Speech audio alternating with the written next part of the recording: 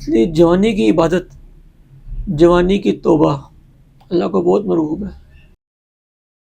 کل قیامت والے دن سوال بھی ہوگا، ہم نے تمہیں جوانی دی، جوان کیا، تم نے اپنی جوانی کہاں خرچ کی؟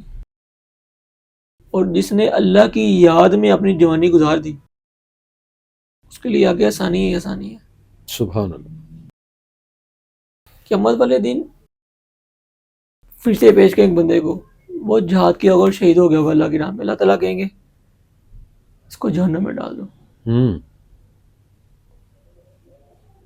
یا اللہ میں تو تیری راہ میں لڑ کے شہید ہو گیا. اللہ تعالیٰ کہیں گے کہ نہیں، تو لڑ کے شہید ہو گیا لیکن تو اس لیے لڑا، بہادر سے جو تو لڑا نا، تو اسے لگا کہ لوگ دنیا تجھے بہادر گئے، اس لیے نیت دکھاوا برباد کر دے گا. اگر توبہ اس لیے کرنے ہیں کہ لوگ دیکھیں، لوگ کتنا نیک ہے، جوانی کی عبادت کرتا ہے، کتنا نیک باریش آدمی ہے، یہ ہر ٹائم تسبیح ہاتھ میں ہوتی ہے، اللہ کی عبادت کرتا ہے، لیکن اس کی نیت میں اگر دکھاوا ہے تو وہ قابل قبول ہی نہیں ہے. عالم آئے گا، عالم، اللہ سے اس کو جہنم میں ڈال دو. عالم کہ یا اللہ میں ساری زندگی ممبر پہ بیٹھ کے تیرے ہی برائی بیان کرتا رہا، تجھے ہی بیان کرتا رہا. اللہ کہنے لگے نہیں، تو جو میری برائی کرتا تھا، جو تم تیرے دل میں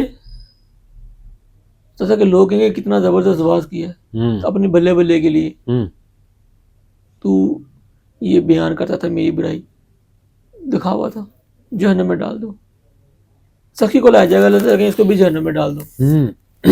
سخی کہ یا اللہ میں ساری زندگی تیری راہ میں سخاوت کی، تیری راہ میں دیا.